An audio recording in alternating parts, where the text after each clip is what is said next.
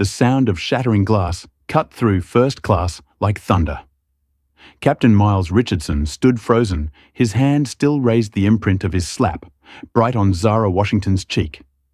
Gasps rippled through the cabin as champagne pooled at their feet.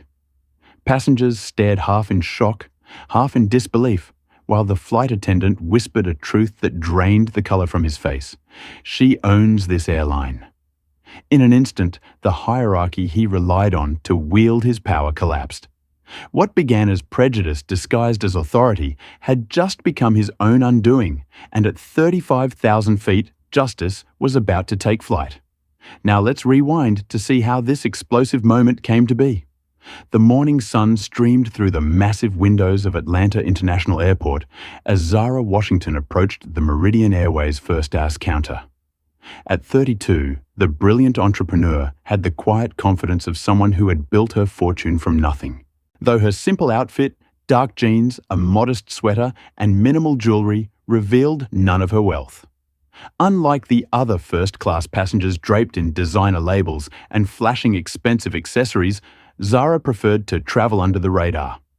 Boarding pass and ID, please, Regina Baker, the mid-40s white gate agent, said with a tight smile that didn't reach her eyes. She examined Zara's documents with exaggerated scrutiny, her perfectly manicured fingernails tapping impatiently against the counter. "I'll need additional identification," Regina said, despite having already verified Zara's passport and premium boarding pass. Zara noticed the white businessman ahead of her had boarded with just a quick glance at his documents. She calmly reached into her purse and produced her driver's license, maintaining her composure despite the obvious differential treatment. "Is there a problem with my documentation?" Zara asked quietly. "Just doing my job thoroughly," Regina replied with a dismissive tone. "We need to make sure everyone belongs where they're supposed to be." The emphasis on belongs wasn't lost on Zara. She'd faced this subtle questioning of her presence in first class in boardrooms and in upscale neighborhoods her entire career. As she complied with the additional verification, Zara's mind drifted back to her childhood in South Chicago. Her grandmother, who had raised her after her parents died, would squeeze her hand when they faced discrimination and whisper, "Your dignity is not determined by their ignorance, Zara. Patience reveals character, yours and theirs." From the corner of her eye, Zara noticed two flight attendants observing the interaction. Bethany Morris, a blonde woman around 28, whispered something to her colleague Darius Wells, a black man in his 30s. Darius's face remained professionally neutral, but Zara recognized the slight tightening around his eyes, the look of someone who recognized the injustice, but had learned to stay quiet to protect his livelihood. After several more minutes of unnecessary scrutiny, Regina finally returned Zara's documents with a curt nod. "You're cleared to board," she said, already looking past Zara to the next passenger. As Zara walked down the jetway toward the plane bound for Los Angeles, she mentally reviewed her agenda for tomorrow's secret board meeting.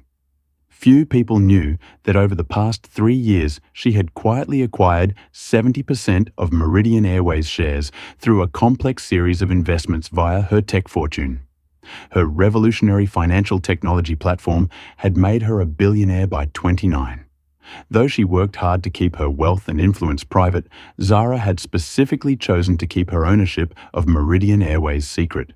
After experiencing terrible service and witnessing discriminatory practices as a passenger, she decided the only way to truly understand and transform the company was to observe its operations authentically, without the artificial difference her position would command if known. As she stepped onto the plane, Captain Miles Richardson was performing a pre-flight check in the cabin. His commanding presence and perfectly pressed uniform exuded authority as he chatted amiably with white passengers in first class. When his eyes landed on Zara, his smile dimmed slightly and he merely nodded before continuing his rounds. That brief interaction told Zara everything she needed to know about what lay ahead on this flight. Zara settled into her plush first-class seat, placing her modest carry-on in the overhead compartment. The leather seat felt familiar. She'd flown first class for years now, though the subtle looks of surprise from flight attendants and fellow passengers had never fully disappeared. She pulled out her tablet, planning to review some financial projections before takeoff. Her mind drifted back to her early days in Silicon Valley. After graduating with honors from MIT at 20, she had struggled to get investors to take her seriously. Her revolutionary financial technology platform, which now processed transactions for 40% of online retailers, had been rejected by 17 venture capital firms before finding a believer. Now, those same firms regularly called, hoping to get in on her latest ventures. The seat next to Zara remained empty until a well-dressed white man in his 50s boarded. Howard Grant, as his loud phone conversation revealed, was some kind of real estate developer. He glanced at Zara with poorly disguised disappointment as he stored his designer briefcase overhead. After less than 2 minutes in his assigned seat, Howard signaled for Bethany, who had been warmly greeting other first-class passengers. "Excuse me," he said with exaggerated politeness. "I'm wondering if there might be another available seat. I need a bit more workspace." His eyes flicked toward Zara, though he didn't explicitly mention her. "Let me check for you, Mr. Grant." Bethany replied instantly, not questioning his request, despite the fact that all first-class seats had identical dimensions. Within moments, Howard was relocated to a better seat across the aisle, and Bethany didn't offer a single word of explanation to Zara. The subtle insult hung in the air. Zara discreetly sent a text to Malcolm Jenkins, her trusted advisor, who had been with her since the beginning of her career. Same story, different flight. Documenting everything. Malcolm's response came quickly. "Remember why we're doing this. Systemic change requires systemic evidence." The cabin speakers crackled as Captain Richardson's voice filled the airplane. "Ladies and gentlemen, this is Captain Miles Richardson, welcoming you aboard Meridian Airways Flight 1857 to Los Angeles. We're expecting clear skies and a smooth journey today.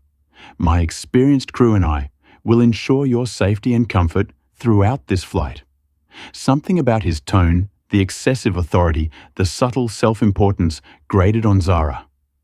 In her experience, true leaders rarely needed to emphasize their position so forcefully. As pre-flight service began, Zara observed other passengers' interactions with the crew.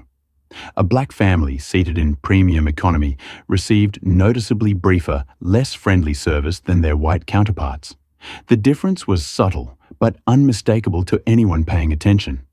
A tight smile here, a curt response there, the absence of the warmth and banter extended to other passengers.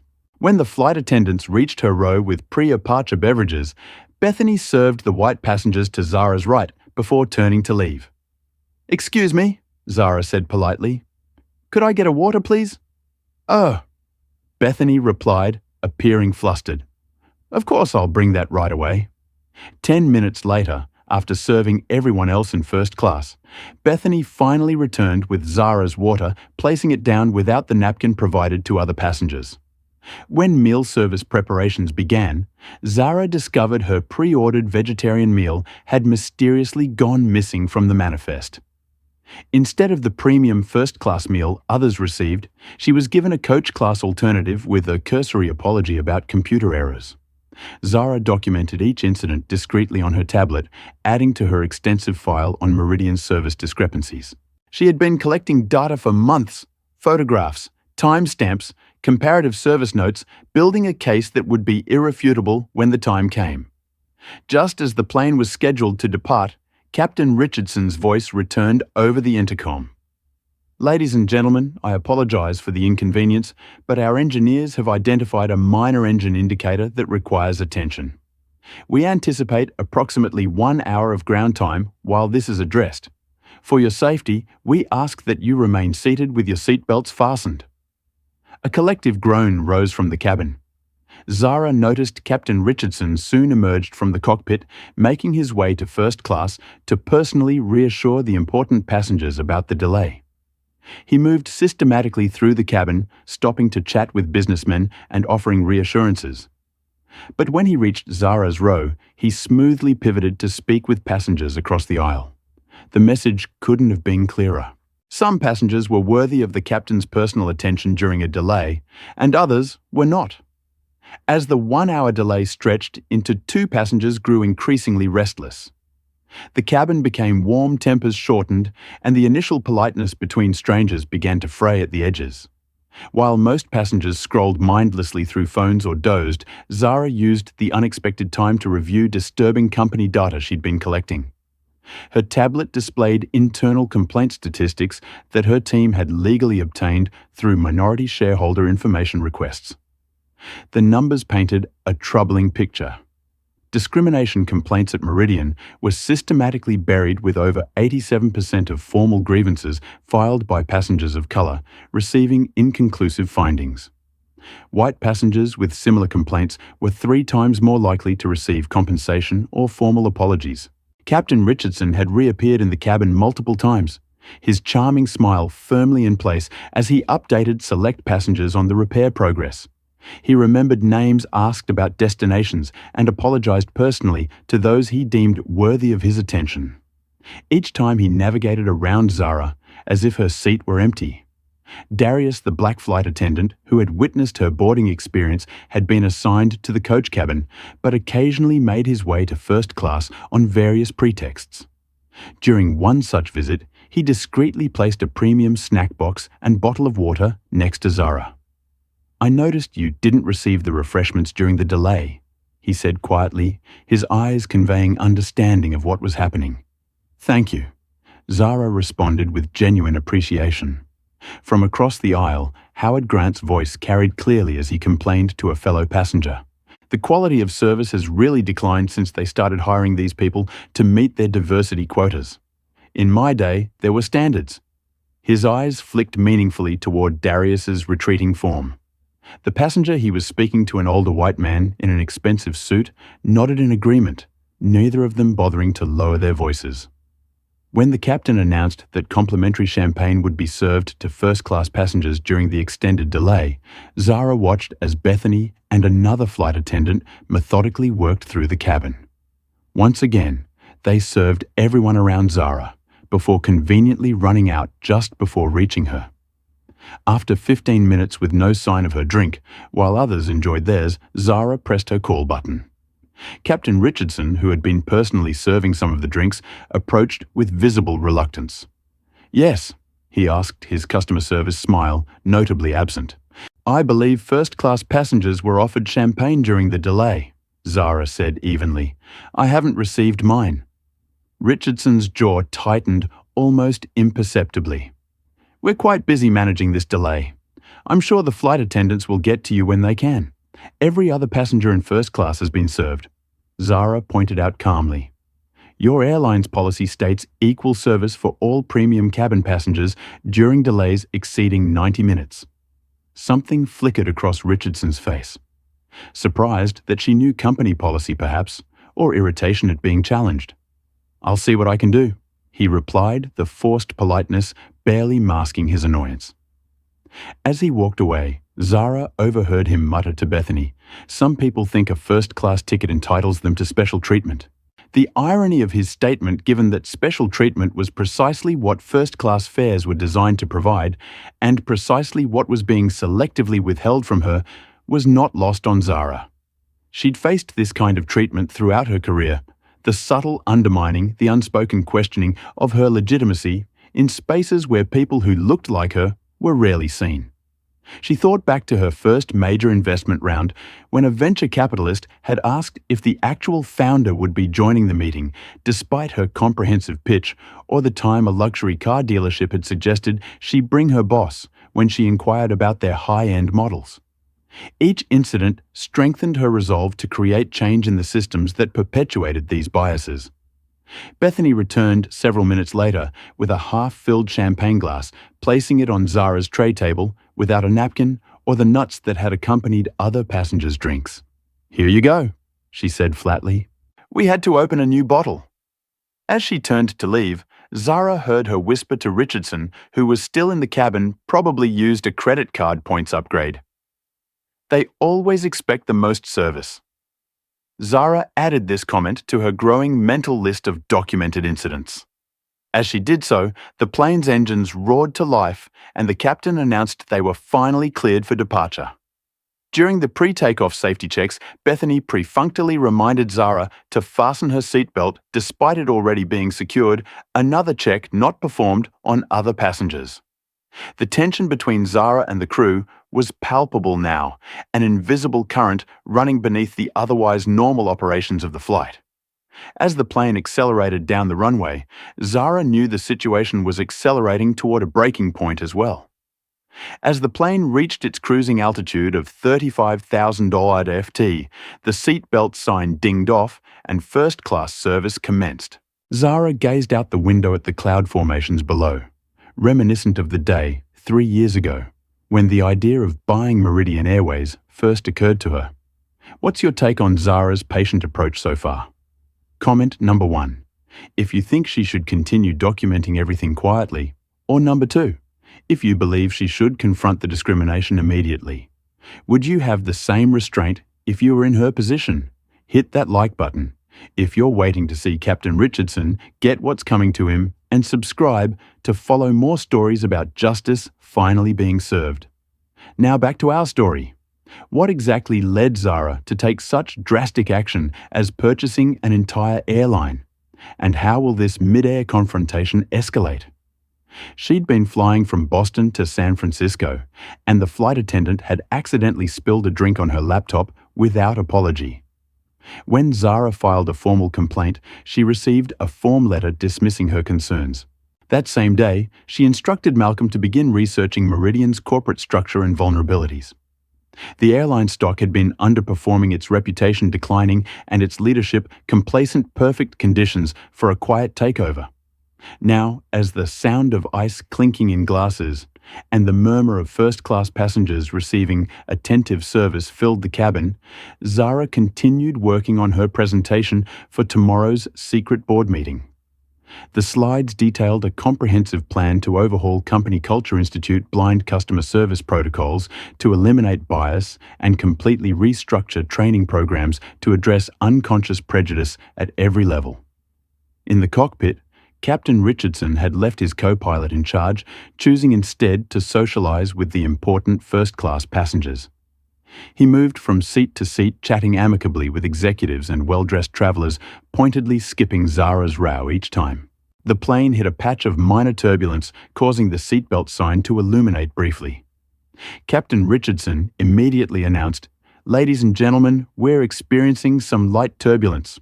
All passengers and flight attendants should return to their seats immediately, and all service will be temporarily suspended."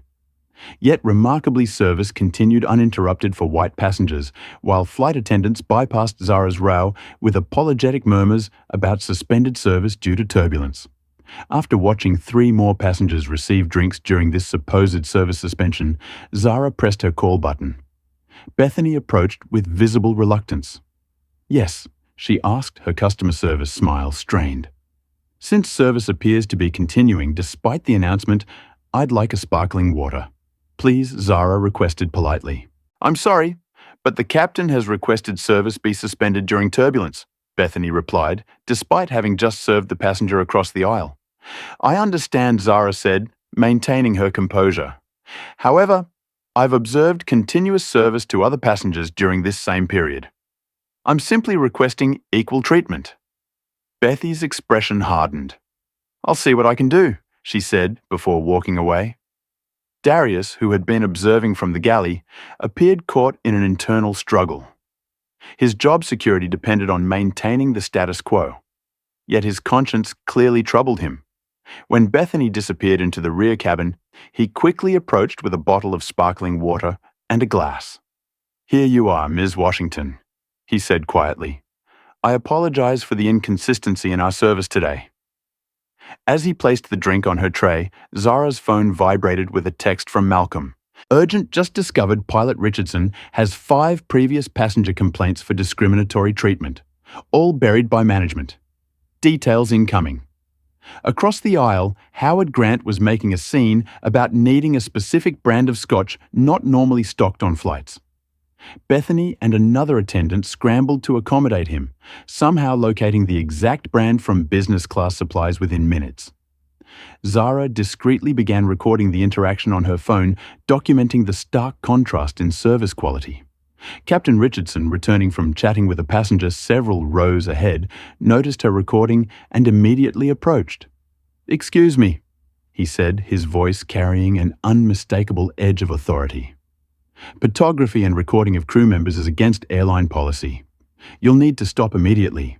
"Actually," Zara replied calmly, "Meridian's passenger rights document section 12B specifically permits recording of one's own flight experience provided it's not interfering with crew duties or violating other passengers' privacy.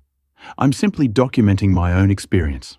Richardson's face registered surprise that she knew the policy better than he did, quickly replaced by irritation. "Regardless, I'm the captain of this aircraft and I'm instructing you to stop recording. With all due respect, Captain, your authority extends to safety matters, not to selectively enforcing non-existent policies." Zara responded, her voice level, but firm. "I'll continue documenting what I believe to be discriminatory treatment." Richardson's face flushed red. "I can have you met by security upon landing for interfering with the flight crew," he threatened.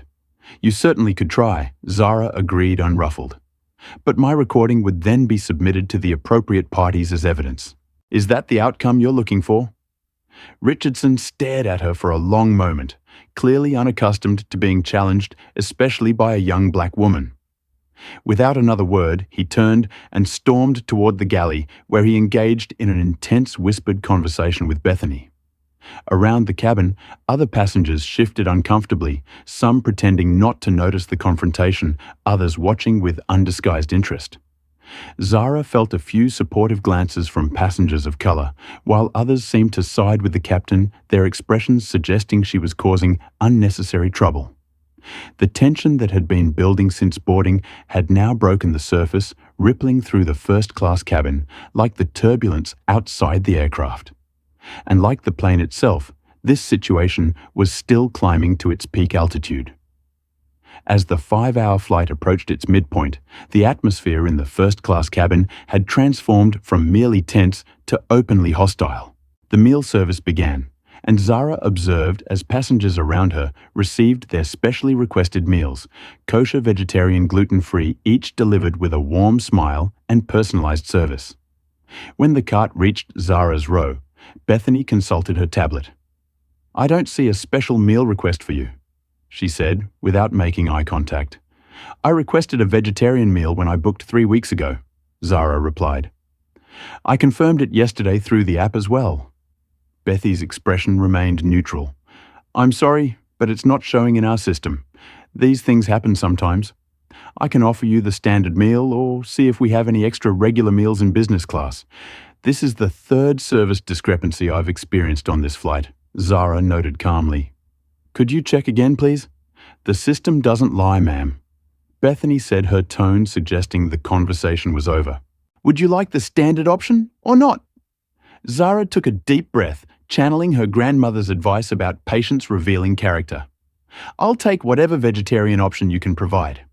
20 minutes later, while other first-class passengers enjoyed carefully plated gourmet meals with real silverware, Bethany returned with a cold sandwich in plastic wrapping, clearly from the economy cabin. "This was all we could find," she said, dropping it unceremoniously on Zara's tray. During a shift change, Darius managed to make his way up to first class again. Noticing Zara's untouched sandwich, he discreetly approached during a moment when other crew members were occupied. "M. Washington," he said quietly, placing a proper first-class vegetarian meal on her tray and quickly removing the sandwich. There were several vegetarian meals available. "I'm sorry about this situation." "Thank you, Darius," Zara replied. "Have you witnessed this kind of treatment before?" Darius glanced around to ensure no one was listening more often than anyone admits. "I've been documenting incidents for months, hoping someone would eventually listen." "I'd be interested in seeing," Zara began, but was interrupted by Captain Richardson's voice. "Flight Attendant Wells," he said sharply, "you're needed in economy class immediately." Darius straightened his professional mask, slipping back into place. "Right away, Captain." As Darius left, Richardson's eyes locked with Zara's, making it clear he'd witnessed their exchange. "You're reassigned to economy for the remainder of the flight." "Wells," he added loudly enough for Zara to hear. The immediate reassignment of Darius, the only crew member who had treated her fairly, was the final confirmation of what Zara had suspected all along. This wasn't a series of coincidences or misunderstandings. It was a pattern of deliberate discrimination endorsed by the captain himself. Zara pressed her call button again. When a different flight attendant responded, she asked, "Could I please speak with the purser about some service concerns? The purser is busy in business class." The attendant replied, "Is there something I can help with?" "I'd like to file a formal complaint about discriminatory treatment," Zara said firmly. "I've experienced multiple incidents on this flight that appear to be based on racial bias." The flight attendant looked uncomfortable. "I'll see if the purser can speak with you." Before the purser could arrive, Captain Richardson appeared instead. "I understand you're making accusations against my crew," he said, standing over her with an intimidating posture. "I've requested to speak with the purser about service discrepancies," Zara corrected him. "As captain, you're responsible for flight operations, not customer service complaints. On my aircraft, I'm responsible for everything," Richardson asserted loud enough for nearby passengers to hear. "And I don't appreciate passengers creating disturbances or making unfounded accusations against my professional crew. My concerns are neither disruptive nor unfounded," Zara replied evenly. "I've documented multiple instances where I've received demonstrably different treatment than other first-class passengers. I'm simply requesting the appropriate person to address these concerns." Howard Grant, who had been listening intently, interjected from across the aisle. "Some people are just looking for special treatment," he said loudly. "The crew has been nothing but professional this entire flight." Richardson nodded appreciatively at Howard before turning back to Zara. "Perhaps flying first class isn't what you expected," he suggested condescendingly. "Not everyone is accustomed to proper airplane etiquette." The implication was clear and deeply offensive. Zara straightened in her seat. "Captain Richardson, I'm a business executive who flies over 100,000 kilometers annually," she said, her voice steady but firm. "I'm quite familiar with proper etiquette. What I'm unfamiliar with is accepting discriminatory treatment without comment." Richardson's expression darkened. "Throwing around accusations of discrimination is a serious matter, Ms. Washington," she supplied. "And yes, it is serious, which is why I've documented each incident meticulously." "Some kind of diversity hire," I imagine Richardson scoffed. "Looking to make trouble to advance your career." The casual cruelty and assumption that her success must be unearned struck a nerve, but Zara maintained her composure. She opened her tablet to a spreadsheet. "Would you like to see the statistical breakdown of service disparities I've tracked on Meridian flights over the past 6 months?" she asked. "The pattern is quite compelling and troubling. From a corporate liability perspective..." Richardson's confidence faltered momentarily. "What exactly are you doing with this so-called research?" he demanded. "Ensuring accountability?" Zara replied simply, "I need to see what you've been recording." Richardson insisted, reaching for her tablet. "That's private property, Captain," Zara said, pulling it away. Richardson persisted, attempting to grab the tablet from her hands. In the struggle, Zara's glass of champagne finally delivered after multiple requests, tipped over, spilling onto Richardson's immaculate uniform. The cold liquid spreading across his pristine white shirt seemed to trigger something in Richardson. He stared down at the stain, then at Zara, his composure completely evaporating. Golden liquid dripped from Captain Richardson's once immaculate uniform as he stood in the first-class aisle champagne, soaking through the fabric to reveal the undershirt beneath. The conversation around them had stopped. All eyes were on the confrontation unfolding mid-flight. "Ah, look what you've done!" Richardson hissed, his voice vibrating with barely contained rage. His face had turned a deep shade of crimson that extended down his neck and disappeared into his collar. "It was an accident," Zara replied calmly. "One that wouldn't have happened if you hadn't attempted to grab my personal property." Richardson made a show of dabbing at his uniform with the cocktail napkin, his movements jerky with anger. "This is a $300 shirt part of a uniform that represents the authority and respect due to a senior captain." "I'm happy to cover the cleaning cost," Zara offered reasonably, "though I'm not responsible for your attempt to seize my tablet." Several passengers had begun recording the interaction, discreetly sensing the escalating tension.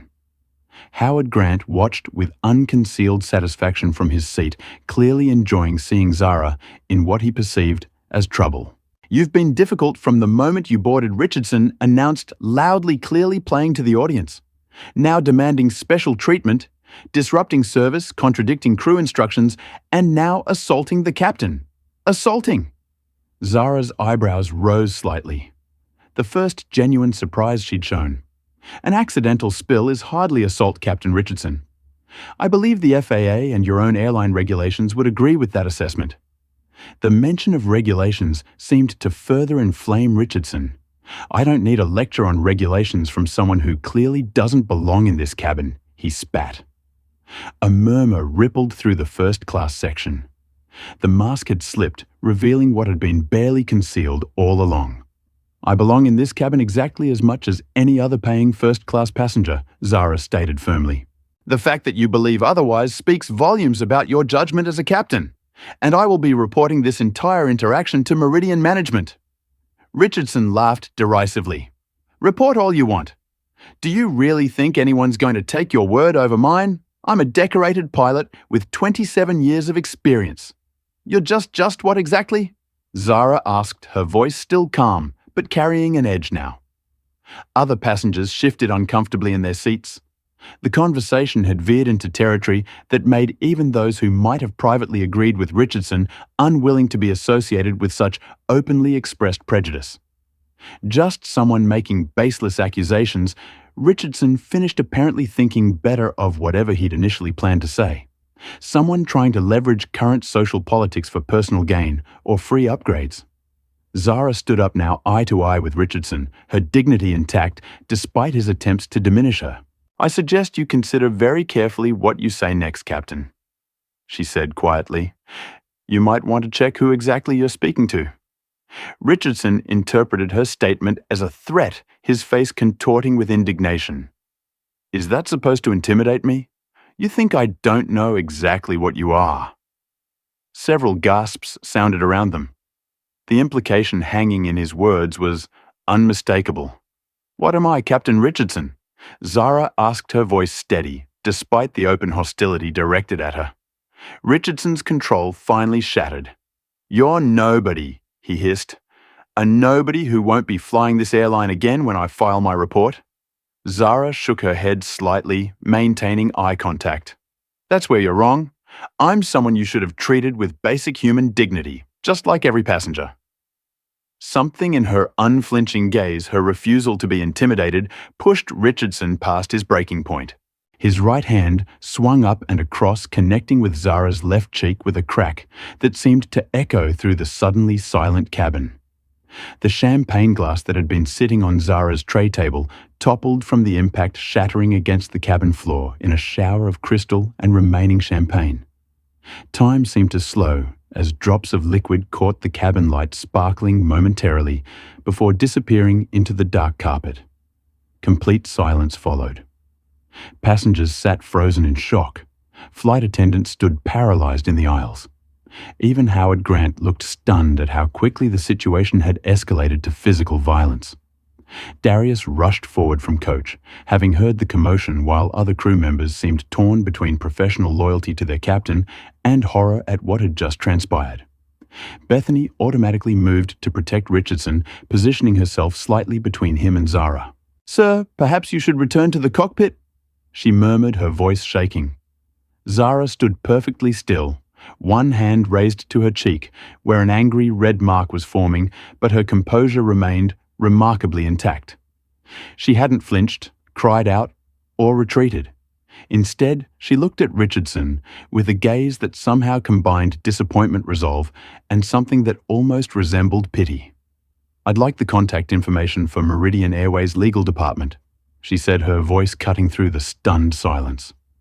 The senior flight attendant, who had finally arrived from business class, stepped forward. "Ma'am, I'm so sorry. This is completely unacceptable. We'll provide whatever information you need." Richardson stood immobile, the realization of what he'd done slowly dawning on his face. His career, his reputation, possibly even his freedom, all potentially sacrificed in a moment of uncontrolled rage. Bethany, still trying to manage the situation, pulled out her phone and quickly searched the passenger manifest. As her eyes scanned the information, her face drained of color.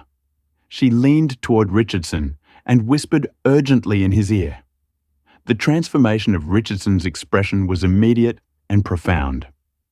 The smug confidence that had colored his features throughout the confrontation vanished, replaced by a sickly power. His eyes widened in horror as he realized who Zara Washington actually was. Sir Bethany whispered loud enough for those nearby to hear. She owns 70% of Meridian Airways, your employer. At that exact moment, the flight phone rang. The senior flight attendant answered it, listened briefly, then extended the receiver toward Richardson with a grim expression. "It's for you, Captain.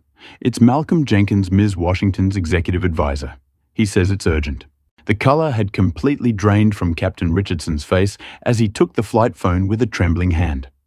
The first-class cabin remained eerily silent, passengers and crew alike frozen in the aftermath of violence and the shocking revelation of Zara's identity. "This is Captain Richardson," he said, his voice barely above a whisper. Though no one could hear Malcolm's words on the other end of the line, Richardson's reactions told the story. His eyes widened, then narrowed. His posture, once commanding, seemed to collapse inward. By the time he handed the phone back to the senior flight attendant, he looked like a man who had aged a decade in minutes. Word spread through the crew like wildfire. Flight attendants whispered urgently to one another, their expressions cycling through shock, disbelief, and dread. Bethany, who had been so dismissive of Zara throughout the flight, now stood rigid with panic, her customer service smile completely abandoned. Zara remained composed, documenting the incident in precise detail on her tablet. The red mark on her cheek stood out starkly against her brown skin, physical evidence of Richardson's loss of control. Richardson attempted to regain some semblance of authority. "Ms. Washington," he began, his voice unsteady, "there's been a terrible misunderstanding. The stress of the delay coupled with the champagne incident. Assault isn't a misunderstanding." Captain Richardson Zara interrupted quietly. "It's a criminal act, regardless of the identity of the victim. Please return to the cockpit. I have no further interest in speaking with you." As Richardson retreated, airline executives on the ground were being awakened by emergency calls. The Meridian Airways crisis management team, accustomed to handling weather delays and minor customer service issues, found themselves facing an unprecedented situation. Their majority owner had been physically assaulted by one of their senior pilots mid-flight. In the main cabin, passengers who had witnessed the confrontation shared conflicting accounts, though most acknowledged the captain had struck a female passenger. Social media alerts were already pinging on executives' phones as preliminary reports hit Twitter and Instagram. Zara's purchase of Meridian had been meticulously planned and executed in secret over 3 years. Using a complex structure of shell companies and investment vehicles, she had gradually acquired controlling interest in the airline without triggering SEC disclosure requirements. Only Malcolm and a small team of trusted advisors knew of her majority ownership. Her plan had always been to observe the airline's operations from within before revealing herself at tomorrow's board meeting, where she would present her comprehensive plan for cultural transformation. Captain Richardson had inadvertently accelerated her timeline. Howard Grant, watching the aftermath unfold, attempted to pivot his position. He leaned across the aisle toward Zara. "I had no idea who you were," he said, with an ingratiating smile. "If I'd known you were the owner, I would have been much more welcoming. I own several properties in Los Angeles that might interest your company." Zara turned to him with a level gaze. "The fact that you believe my right to respectful treatment depends on my status rather than my humanity is precisely the problem, Mr. Grant." Howard's smile faltered as he realized his attempt at networking had only further exposed his prejudice. Bethany, meanwhile, had undergone a complete transformation in demeanor. She now hovered near Zara's seat, offering ice for her cheek, fresh champagne, extra pillows, all the attentive service that had been conspicuously absent earlier. "Ms. Washington is there. Anything at all I can get you?" She asked for the third time in 10 minutes. equal treatment for all your passengers would be a start. Zara replied without looking up from her tablet.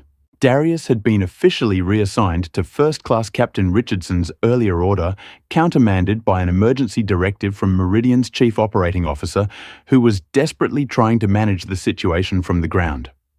Unlike Bethy's transparent attempts to curry favor, Darius approached his duties with genuine professionalism, treating all passengers with equal respect. As he discreetly refreshed Zara's water, he whispered, "Thank you for standing your ground. Many of us have wanted to speak up but couldn't risk our jobs." Zara nodded slightly. "That will change," she promised. The plane began its descent toward Los Angeles, the city of angels glittering below like scattered diamonds on black velvet. Text exchanges with Malcolm confirmed that Meridian's executive team was scrambling to contain the situation. Social media was already buzzing with partial accounts from passengers who had witnessed the confrontation. Protocol Omega. Malcolm texted referencing their pre-established plan for taking public control of the company in case of emergency. "Proceed," Zara replied. "Full implementation." Within minutes, press releases were being drafted, legal teams mobilized, and board members contacted.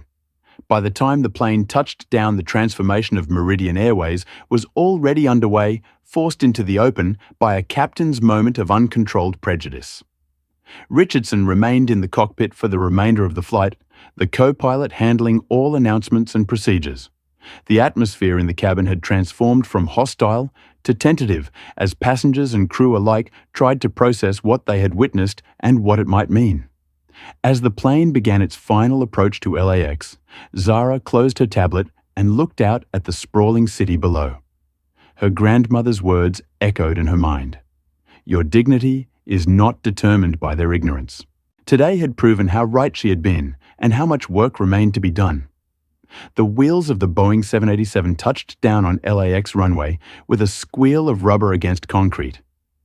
The usual scattered applause from nervous passengers was notably absent. The cabin remained unusually quiet as the aircraft taxied toward the terminal. "Ladies and gentlemen, welcome to Los Angeles International Airport," came the voice of the co-pilot, not Captain Richardson, over the intercom. "Local time is 4:17 p.m. and the temperature is a pleasant 72 degrees. For your safety and the safety of those around you, please remain seated with your seatbelts fastened until the captain turns off the fastened seatbelt sign." The plane didn't proceed to the usual arrival gate. Instead, it diverted to a more private area of the terminal, away from the main concourses and their floor-to-ceiling windows where journalists might already be gathering. Once the aircraft came to a complete stop, the senior flight attendant made an unusual announcement. "Ladies and gentlemen, we've been asked to keep everyone aboard temporarily. Security personnel will be boarding the aircraft momentarily. We ask for your patience and cooperation." Murmurs rippled through the cabin. Passengers exchanged glances, some understanding the gravity of what had occurred, others merely annoyed by the additional delay. Zara received a text from Malcolm. "Security team boarding. Legal counsel waiting in the Meridian Executive Lounge.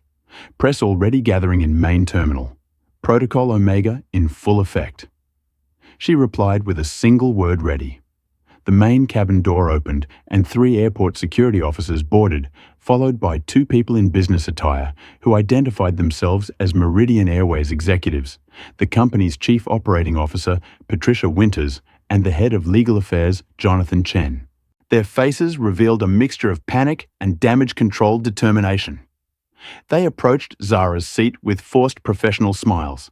"Ms. Washington," Patricia began, "we deeply regret the incident that occurred on this flight. We've arranged for you to disembark first and proceed to our executive lounge where—" "Thank you, Ms. Winters." Zara interrupted calmly. "But I'll be disembarking with the other passengers after I've spoken briefly with everyone on board." The executives exchanged alarmed glances. "Ms. Washington, for your privacy and security," Jonathan began. "This isn't about my privacy," Zara said firmly. "This is about accountability and transparency, something Meridian Airways has been lacking." Before they could protest further, Zara stood and moved to the front of the first-class cabin. The executives had no choice but to step aside. "May I have your attention, please?" Zara called out, her voice carrying throughout the cabin. Passengers looked up from their phones and conversations curious. "My name is Zara Washington. Some of you witnessed an incident earlier on this flight where Captain Richardson physically assaulted me. She touched her cheek where the mark of his hand was still visible. What you may not know is why this aircraft has been directed to a private gate, or why executives from Meridian Airways are now on board." The cabin was completely silent now, all eyes fixed on her. 3 years ago, I began purchasing shares in Meridian Airways after experiencing and witnessing systematic discrimination as a passenger. Today, I own 70% of this company. Gasps and whispers erupted throughout the cabin. Several passengers immediately began recording on their phones. "But this isn't about me," Zara continued. "This is about a corporate culture that has tolerated discrimination at every level. It's about flight attendants who provide different levels of service based on a passenger's race. It's about gate agents who require additional identification from passengers of color. It's about pilots who believe their uniform gives them the right to demean and assault those they deem unworthy of respect." Howard Grant shifted uncomfortably in his seat, avoiding eye contact with anyone around him.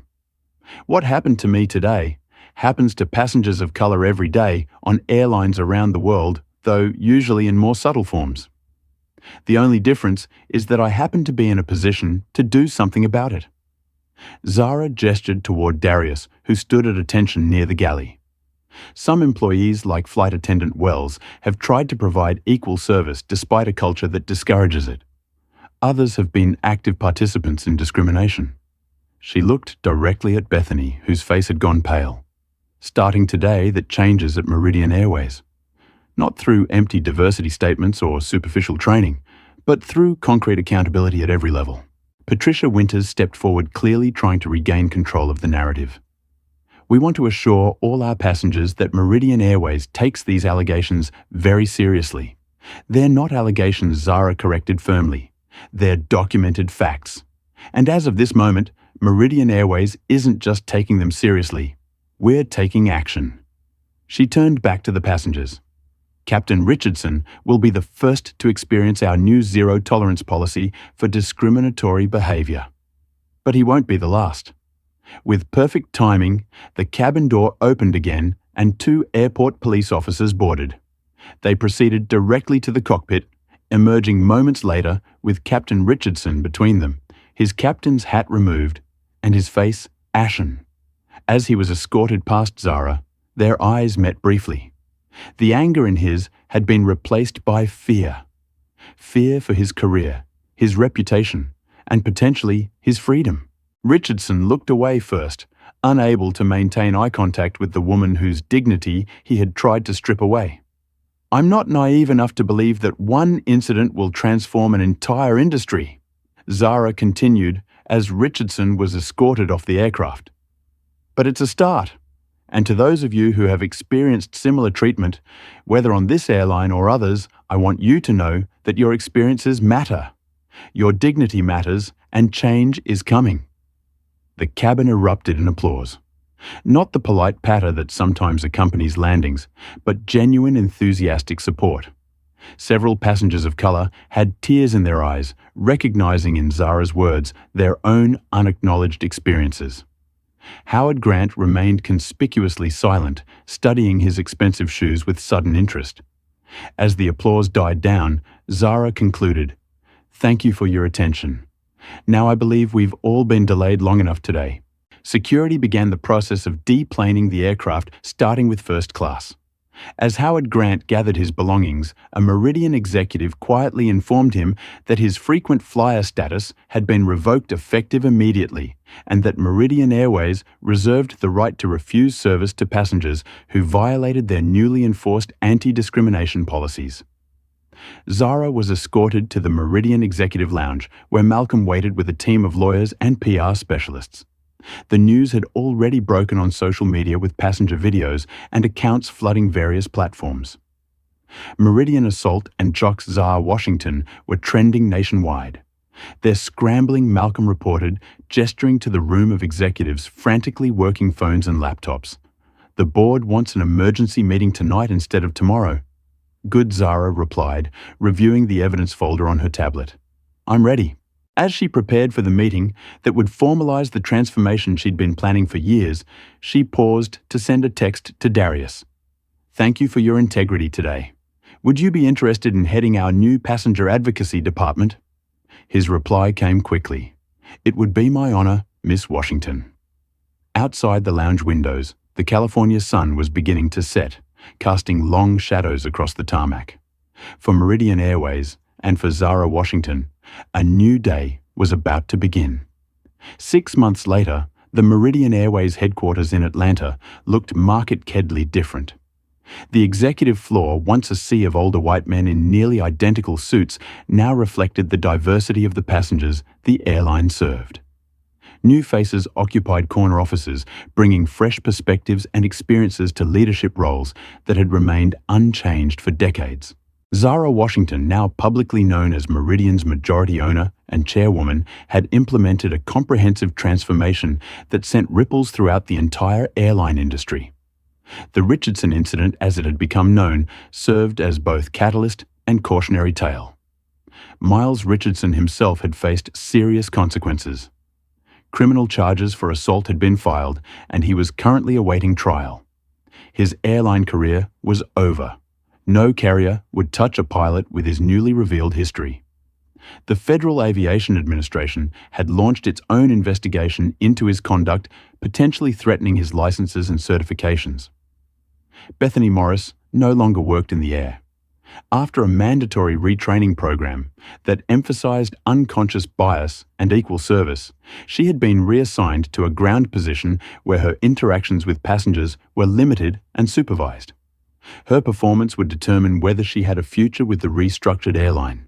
Darius Wells had been promoted to head the newly created Passenger Advocacy Department, where his team of diverse professionals reviewed service complaints and implemented preventative measures rather than merely responding to incidents after they occurred. His office wall featured a framed copy of the memo he'd been writing for years, documenting discriminatory practices he'd observed but had been powerless to address until Zara Washington entered the picture. Howard Grant had been permanently blacklisted from Meridian Airways, his frequent flyer status revoked, his miles donated to a non-profit that provided travel opportunities for underprivileged youth. After attempting to threaten the airline with legal action, he discovered that his recorded comments and behavior on Flight 1857 made for compelling evidence against his claims. Regina Baker, the gate agent who had demanded excessive identification from Zara, had undergone extensive retraining. She now worked alongside a diverse team implementing Meridian's new blind passenger processing protocol, where passenger information was verified through standardized procedures applied equally to all travelers, regardless of appearance. The corporate overhaul hadn't been without resistance. Several board members and executives had resigned rather than adapt to the new culture, and some shareholders had initially panicked at the sweeping changes. Financial analysts had predicted doom for Meridian, warning that focusing on social issues would detract from profitability. 6 months in those predictions were proving spectacularly wrong. The Q2 numbers just came in. Malcolm announced entering Zara's office with a tablet displaying the latest financial reports. Passenger satisfaction up 28%. Employee retention improved by 35%, and overall revenue increased by 17% compared to last year. Zara nodded, unsurprised. It turns out treating people with dignity is actually good business, she observed. Who would have thought? Malcolm chuckled. The same industry experts who predicted our collapse are now calling you a visionary. They're missing the point, Zara replied. This isn't about vision. It's about values. We're simply doing what should have been done all along. The transformation hadn't been limited to personnel. Meridian had implemented comprehensive changes to every aspect of its operations. All customer service employees now underwent rigorous training in unconscious bias recognition and mitigation. Unlike the superficial diversity training of the past, this program included concrete tools, measurable outcomes, and genuine accountability. The airline had instituted blind service protocols where premium services were delivered according to seat number rather than subjective assessment of the passenger. This simple change had dramatically reduced service disparities. A new independently administered reporting system allowed employees to document discriminatory behavior without fear of retaliation. Reports were reviewed by a diverse committee that included external ethics experts.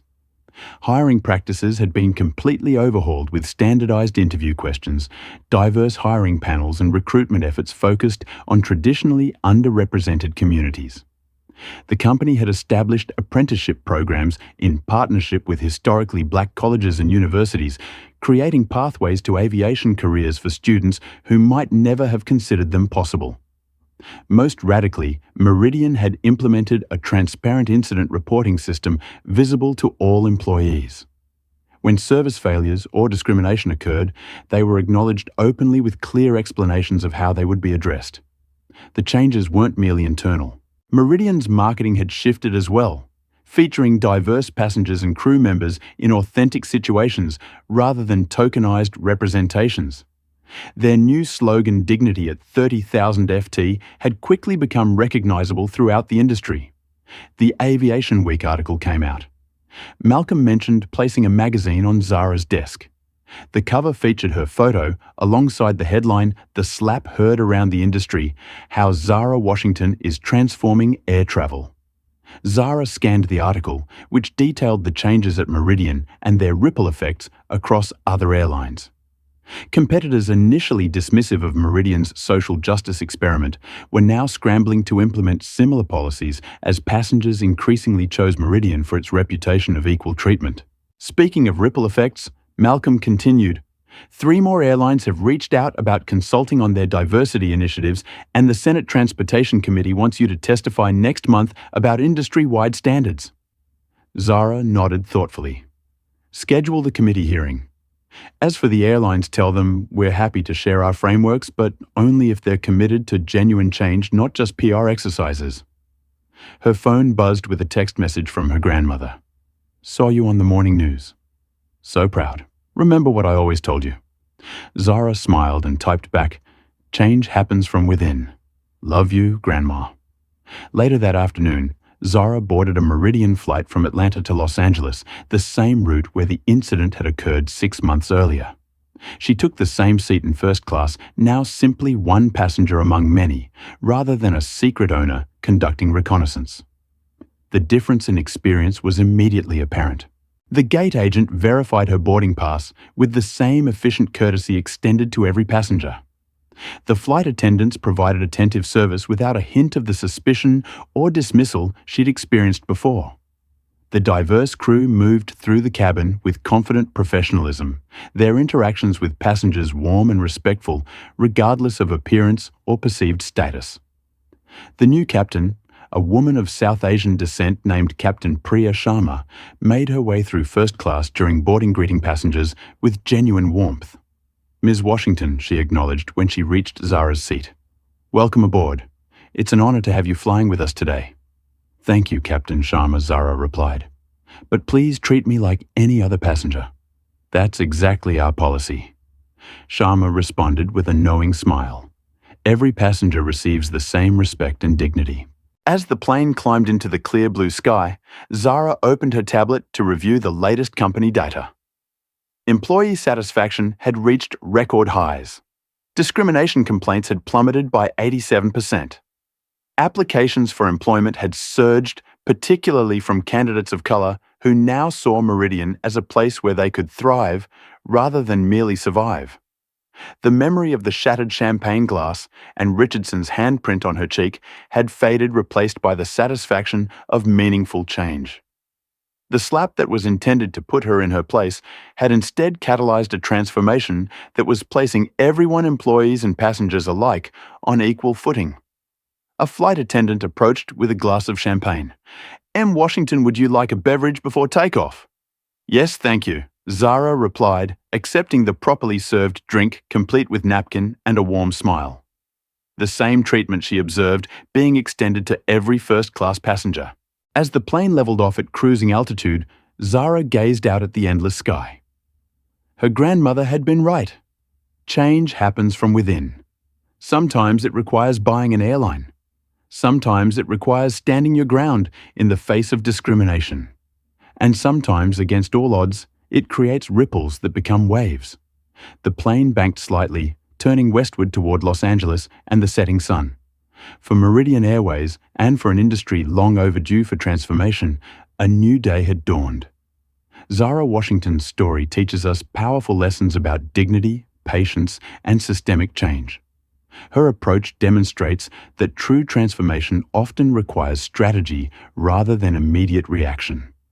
By quietly documenting discrimination instead of immediately wielding her power, she gathered irrefutable evidence of systemic problems rather than addressing isolated incidents.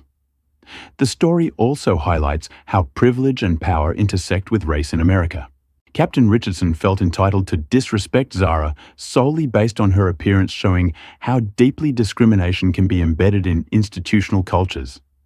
His shock upon learning her identity revealed his fundamental belief that certain people belong in positions of authority while others don't.